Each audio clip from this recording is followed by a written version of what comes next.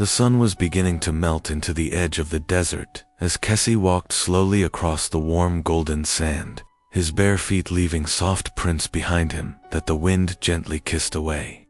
He had always loved this time of day, when the world was quiet and everything felt slower, softer, and kinder. Kessie was a young scribe, only 17 summers old, living in a small village near the edge of the Nile, where papyrus grew tall and the river whispered stories to those who listened. His days were usually filled with ink and scrolls, copying the words of priests and scholars. But his heart belonged to the silence between words, the gentle space where dreams rested and wonders waited to be found. That evening, after finishing his daily duties, Kessie wandered into the dunes just beyond the village, carrying nothing but a small leather pouch of water and a mind full of questions. He wasn't searching for anything in particular, but something inside him felt restless, like a soft tug from far away. As he walked, the wind shifted and brought with it a low, almost musical hum sound, so faint it could have been his imagination. Yet it made him pause. He tilted his head, listening closely. The sound seemed to come from beneath the sand, like a soft lullaby trapped below. Curious, Kessie knelt down and began brushing away the sand with his hands. The grains were warm, slipping between his fingers like tiny pieces of sunlight. He worked slowly, calmly, with no hurry in his movements, until his fingers touched something smooth and hard. He brushed more sand aside and uncovered the corner of a stone slab. Etched into its surface were symbols faint, but still visible, older than anything he had ever copied in the scribe house. His heart stirred, not with fear, but with a quiet wonder, like the feeling you get when someone remembers your name after a long time. Carefully, he unearthed more of the slab, revealing a small stone lid, light enough to lift, but heavy enough to feel important. With gentle hands, he opened it, revealing a rolled scroll wrapped in old linen. The fabric crumbled softly in his hands, and as he touched the scroll, the humming sound returned clearer this time, like a soft voice humming a tune only the wind remembered. Kessie sat down, the scroll in his lap, and slowly began to read. The words were ancient, but somehow he understood them, as if they were being spoken to him inside his chest. They told of a hidden temple far into the desert, where the air was so still, so quiet, that it could carry thoughts into the sky. The people who built it did not seek riches or power. They sought peace, a way to rise above the worries of the world, not with potions or magic, but with stillness, breath, and a heart open to the stars. As Kessie read, his breathing slowed, his thoughts quieted, and a strange calm settled over him, like a warm blanket of silence wrapped gently around his shoulders. The desert wind hushed, as if listening too. He looked up at the sky, now painted in soft pinks and fading gold, and felt a stillness he had never known. For a long time, he sat there, the scroll resting beside him, the hum of the sand now inside his heart. The sun had set completely, and stars began to bloom in the sky like gentle lights welcoming him. He stayed in that moment, not thinking, not planning, just being. It felt as though the desert itself was holding him, comforting him, and whispering secrets from a time when the world was younger and quieter. That night, Kessie returned home slowly, the scroll wrapped carefully in his cloth pouch. He didn't speak to anyone as he slipped into his small sleeping space. He lay down with the scroll beside him, and as he closed his eyes, the hum returned not in the air, but inside him. He dreamed of a temple buried in sand, glowing softly from within, and of people who floated without wings, their faces calm, their hearts light. The temple was calling him, not loudly, but gently, like the way the moonlight calls to the ocean. When he woke at dawn, the dream was still with him, lingering like the last notes of a song fading into morning. He sat up slowly, holding the scroll close, knowing deep in his chest that his life had quietly changed.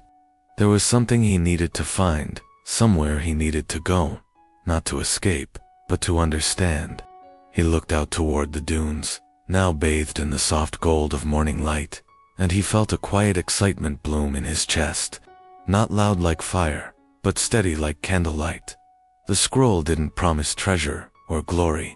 It whispered of silence and softness, of rising gently into something greater than himself. And Kessie, with his kind eyes and quiet heart, knew he had to follow that whisper, even if he didn't fully understand why. He gathered his things, not many, just the scroll, a pouch of water, and a small charm his mother had given him as a child. He told no one where he was going, not out of secrecy, but because he didn't need to. Some journeys begin in silence, and this was one of them. As he stepped into the sands once more, the hum greeted him like an old friend. The desert was vast, but it no longer felt empty. With every step, he felt lighter, as if the ground itself was gently letting go of him. And though the path ahead was uncertain, he felt no fear. The temple was waiting, and so was the stillness, deep and soft like the space between stars, and somewhere far beyond the dunes, the sand was still singing, guiding him toward the temple of still air.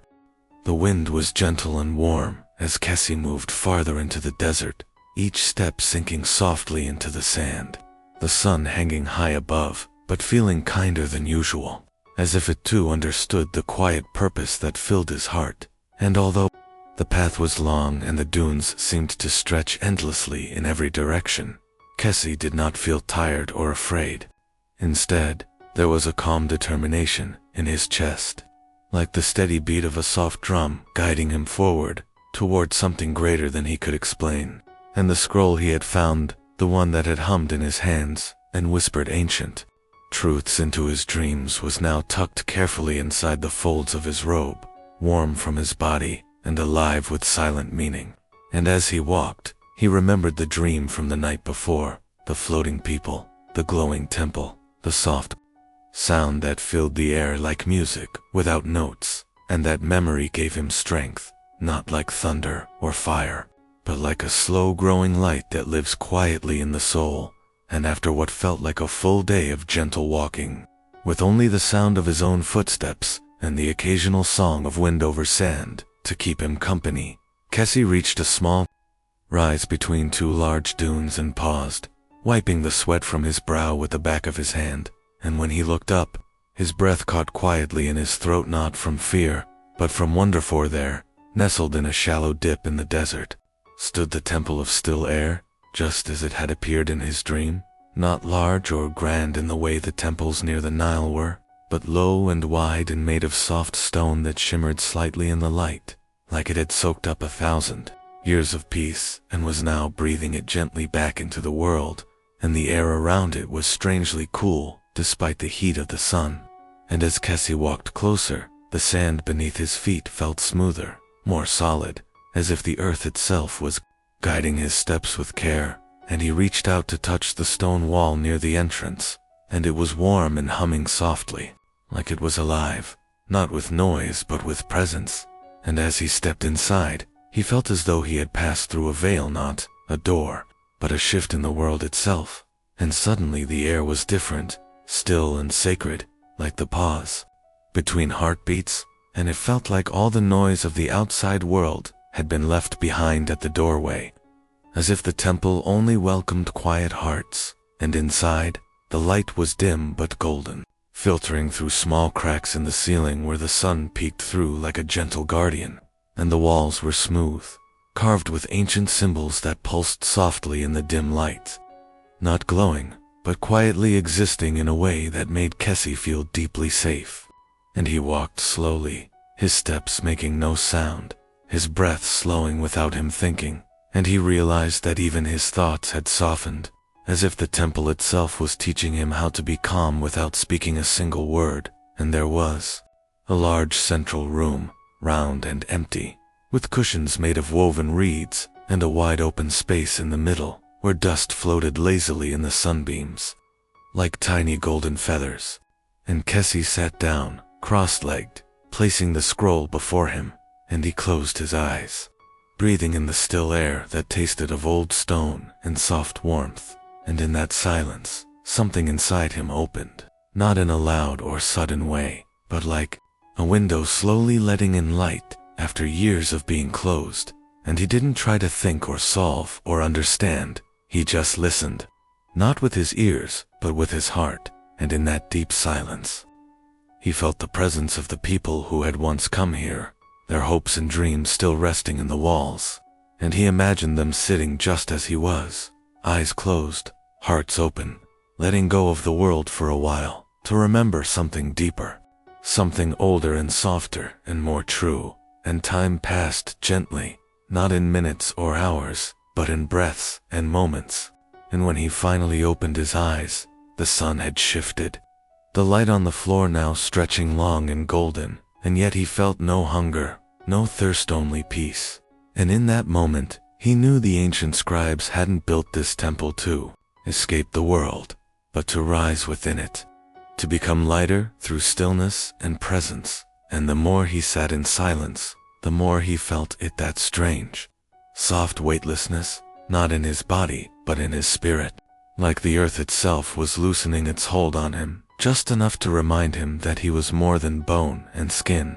And after a while, he stood and began exploring the other rooms, each one quieter than the last, with small alcoves filled with scrolls, feathers, old cups, and stones that looked like they had been held in many hands and heard many prayers.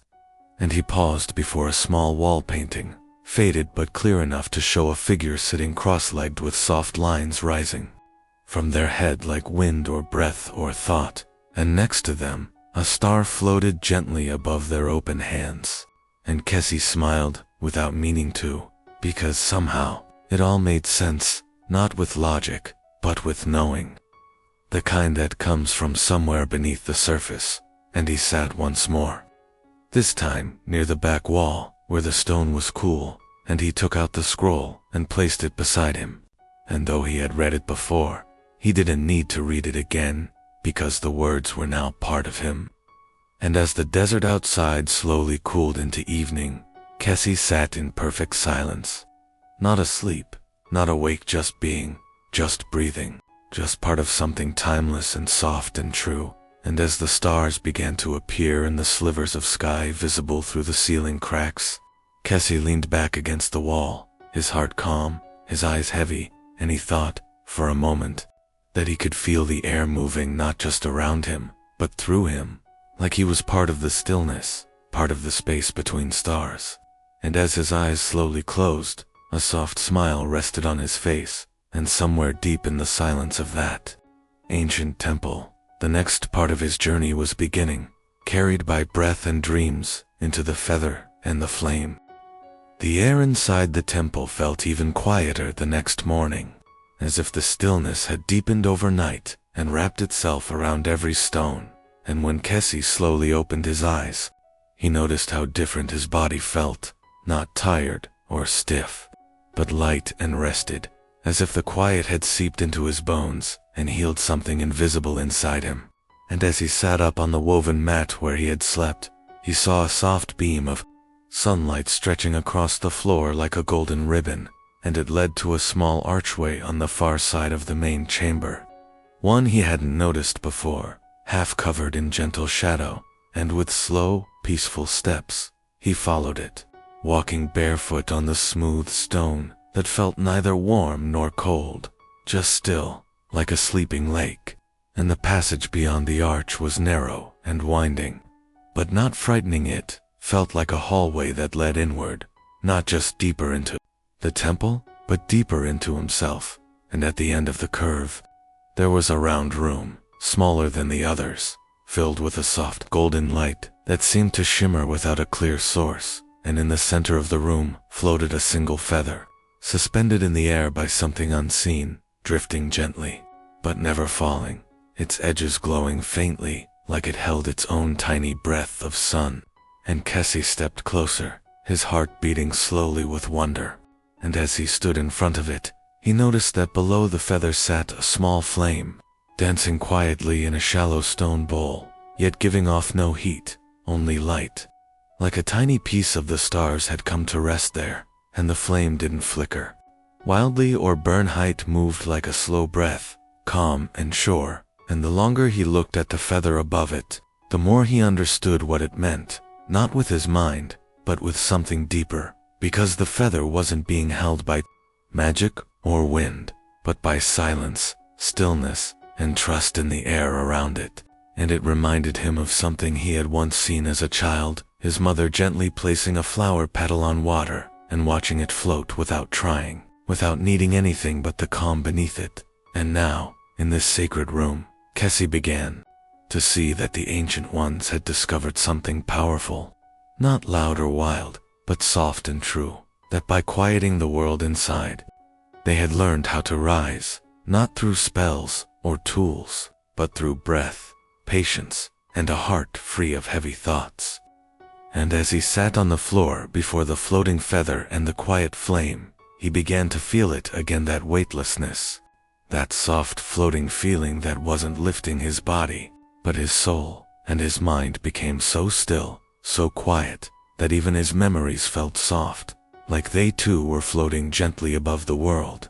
And in that silence, he remembered his father's hands when they taught him how to write, steady and warm, and he remembered the way his grandmother hummed when she cooked lentils at sunset, and he remembered the kindness of a stranger who once shared water with him during a long walk home. And all those moments returned to him now, not as stories or pictures, but as feelings, gentle, loving, and true. And he understood now that rising didn't mean leaving the world. It meant being so present in it that you no longer clung to the weight of fear or worry or pride. And he breathed in slowly, deeply, as if the temple itself was teaching him how to live softer. And when he finally stood, he bowed gently toward the feather and the flame, not as a ritual, but as a thank you. And as he turned to leave the room, he noticed something else on the wall behind him, etched faintly into the stone, was an inscription: "The heart that holds nothing floats." And Kessie smiled, because it wasn't just words, it was a truth he had now felt for himself. And he walked back into the main chamber of the temple, where the golden light still glowed peacefully, and he sat once more, feeling even calmer than before. And he knew now that there was more to this place, more to understand, and more to share. But none of it needed to be rushed, because real truth moves like sand in the wind, slow, quiet, and free. And as the sun dipped low outside and evening settled in once again, Kessie rested beside the scroll, his breath slow and deep, and the hum returned not from the sand this time, but from inside him, steady and soft. And in his dreams, he saw stars that whispered messages, floating above open hands. And he knew the next step was waiting, written not in books, but in the sky itself, where messages moved like lullabies, meant only for those still enough to hear them. As night gently unfolded over the quiet desert, and the last warm colors of the sun melted into deep blue, Kessie sat just outside the temple beneath a sky so full of stars it looked like someone had scattered pieces of quiet magic across a dark velvet cloth. And the cool sand beneath him felt soft and welcoming, holding his body like a slow breath holds a moment of silence. And all around him there was peace, not just the kind that comes from the absence of noise, but the deeper kind, the one that settles in your chest when you feel truly connected to something timeless and kind. And he gazed up at the stars without trying to name them, without looking for answers, but simply watching, letting their still light speak to him in the way old things sometimes do when we are quiet enough to listen.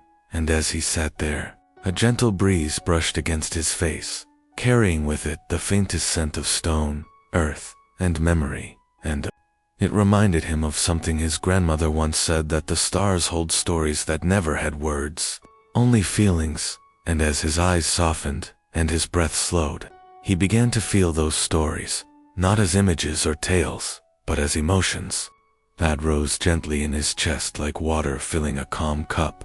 And in that quiet, one star seemed to shine a little brighter than the rest, not dazzling or sharp, but steady, like a soft eye watching from far above. And in that glow, he saw a memory from his childhood. The moment he first held a piece of papyrus in his hands. The way the edges were rough and the ink smelled like the river, and he remembered how his fingers trembled as he wrote his first letter, and how his father smiled without saying a word.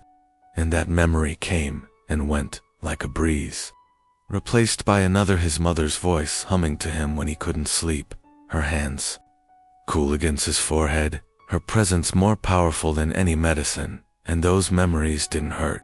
They didn't make him sad, they filled him with something light and warm, like they had always lived in the stars, waiting to be remembered. And as he looked deeper into the sky, he saw others' memories, not his own, feelings that belonged to people long gone, dreams wrapped in starlight, hopes written not on paper, but in sky and silence.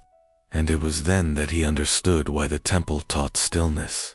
Because only in stillness could a person hear these messages, these soft truths that were too gentle for the busy world to notice. And with that knowing, Kessie reached into the small cloth pouch he carried and took out a folded piece of papyrus, clean and empty.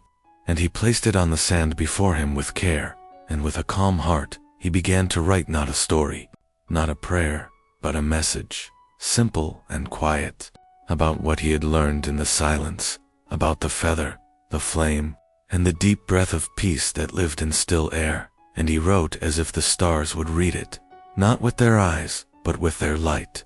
And when he finished, he rolled the papyrus and tied it gently with a piece of reed string. And he dug a small hole beside the stone steps of the temple and placed it there, burying it softly beneath the sand like a seed meant not to grow, but to be discovered someday by someone who needed it. And as he patted the sand flat with his hand, he smiled, not because he was finished, but because he felt part of something larger than himself, part of the sky, the sand, the silence, and all the people who had come before him and would come after. And he lay down then, right there beside the temple wall, with the stars overhead watching quietly, and the desert wrapping around him like a lullaby made of warm night and soft wind. And as his eyes grew heavy, he felt a quiet joy, the kind that doesn't shout or sparkle, but hums gently beneath the skin like a familiar song. And in his dream, the stars leaned closer, whispering not in words, but in feelings, and he felt them guide him gently toward the last part of his journey, where the stillness he had found would not only be kept, but shared, in the place where home waited quietly beside the morning. The stars slowly faded into the soft blush of dawn as Kessie opened his eyes to the cool light of morning touching the desert gently. And for a moment, he didn't move, allowing his body to rest in the warm sand and feel the way the earth greeted the sun with stillness and grace. And the breeze that kissed his face felt different now, like it had come not just to cool the air, but to carry him forward. And as he sat up, brushing the fine sand from his robe, the temple behind him looked peaceful and proud, as if it too knew that something quiet and sacred had been shared within its walls. And Kessie placed a hand on the stone one last time, letting his fingers rest there, not to hold on, but to say thank you. To give gratitude to the silence, to the feather and flame, to the stars that whispered truths he would carry forever. And with that, he began walking back the way he had come, not with haste, not with sadness, but with the slow, steady steps of someone who has seen the sky from inside the heart and knows that peace is not something to chase, but something to return to. And as the sun rose higher, the desert shimmered softly, not as a challenge, but as a gentle mirror reflecting the calm that now lived inside him. And when he reached the edge of his village, the familiar shapes of homes and trees greeted him like old friends, and people paused in their daily routines to watch him, noticing something different about the way he moved, the way he smiled, not loudly, but fully, like a person who had walked through silence and come back with a lighter soul. And he went first to his mother, who had always waited by the garden each morning with her hands in the soil and her eyes on the sky. And when she saw him, she didn't ask where he had been or why he had gone. She simply opened her arms and held him, and in that hug, there were no questions. only the kind of love that grows quietly like roots beneath a tree. And later, as the sun warmed the village, Kessie sat beneath the shade of an old fig tree near the water's edge, and children gathered around him, curious eyes wide and voices soft, and though he didn't tell them everything because some truths are meant to be felt, not spoken, he shared stories of stillness and stars, of breath and lightness, of feathers that floated and flames that didn't burn. And as he spoke, the children leaned in, not because he was loud or dramatic, but because the calm in his voice made their hearts slow down too, like listening to the wind sing through tall grass. And over time, others came to elders with tired eyes, mothers with quiet worries, and even the loudest boys from the market, all drawn not by curiosity, but by a longing for something gentle, something kind. And Kessie taught them not with rules, but with presence, showing them how to sit in silence, how to listen to the space between thoughts, how to breathe as if the air itself carried peace. And, though not everyone stayed, and not everyone understood, those who did began to notice something changing, not outside, but within. And slowly, the village itself began to soften, not losing its rhythm or forgetting its chores, but moving with more care, more smiles, more pauses between the rush.